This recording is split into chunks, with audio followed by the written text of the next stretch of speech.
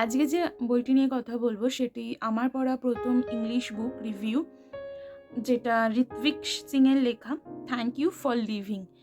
এটা দিয়েই আমি মেনলি এটা দিয়ে বলা ভুল। এর আগেও আমি একটি বই শুরু করেছি কিন্তু সেটা হাফ হয়ে আছে। এটা দিয়ে প্রথম ইংলিশ বইয়ের বুক রিভিউ আনবো। থ্যাংকিং ইউ ফর লিভিং অর্থাৎ ছেড়ে যাওয়ার জন্য কাউকে ধন্যবাদ জানায়।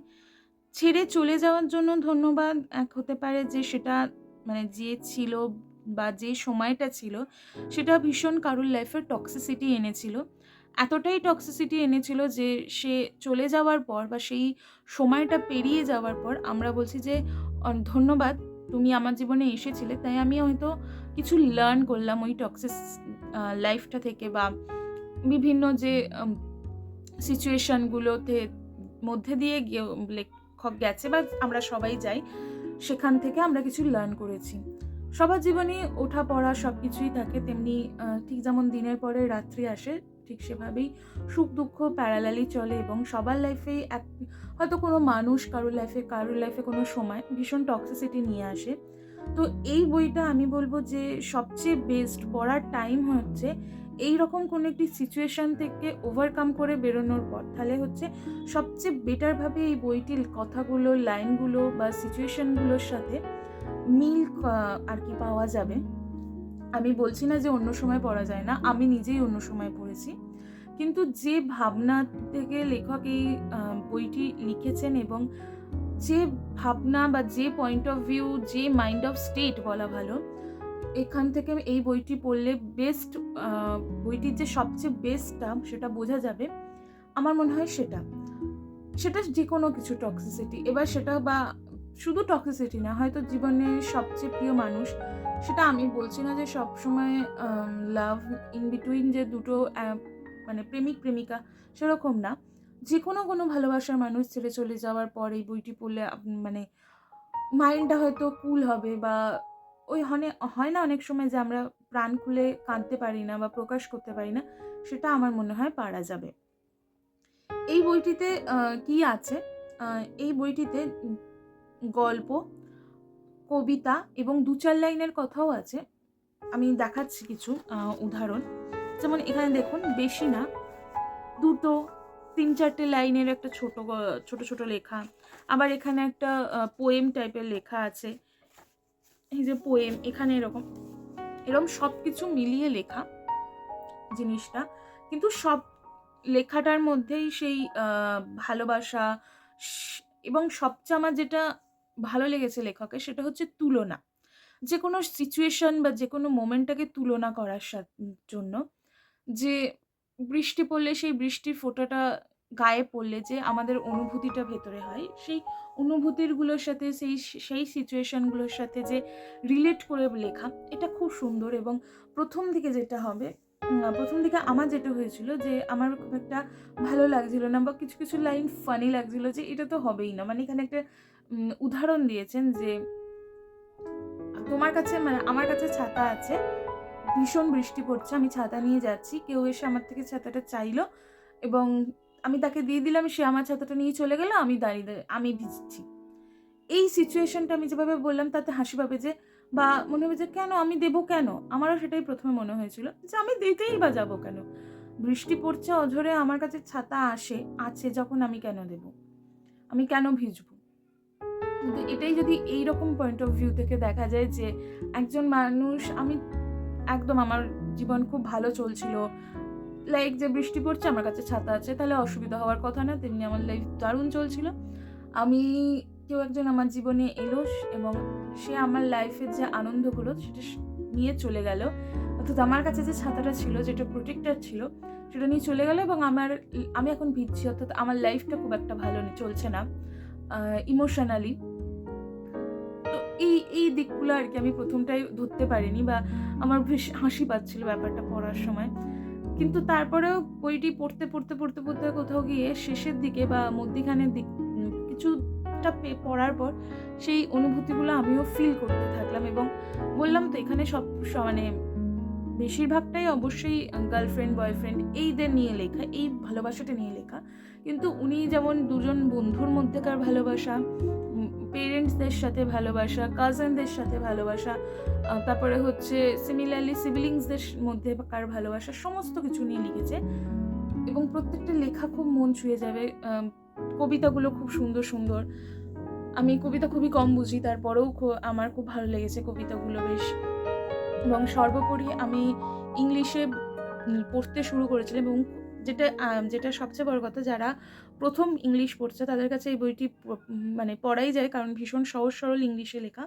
খুব একটা পড়তে অসুবিধা হচ্ছে না বা খুব একটা বুঝতে অসুবিধা হচ্ছে না, এমন খুব একটা ডিফিকাল্ট ওয়ার্ড নেই যেটা হচ্ছে বারবার খুঁজে খুঁজে পড়তে হচ্ছে বা ডিকশনারি দেখে পড়তে হচ্ছে, এরম না। কারণ আমি দেখেছি যে খুব ডিফিকাল্ট ওয়ার্ডস একটা লাইনে, মানে একটা লাইনে না, একটা পেজে যদি ৫-৬টা বা ৭টা ওয়ার্ড আমি যদি আটকে যাই, সেই বইটা পড়ার আমার ধৈর্যর অভাব ঘটে। তখন মনে হয় ধুর বাবা ভাল লাগছে না পড়তে।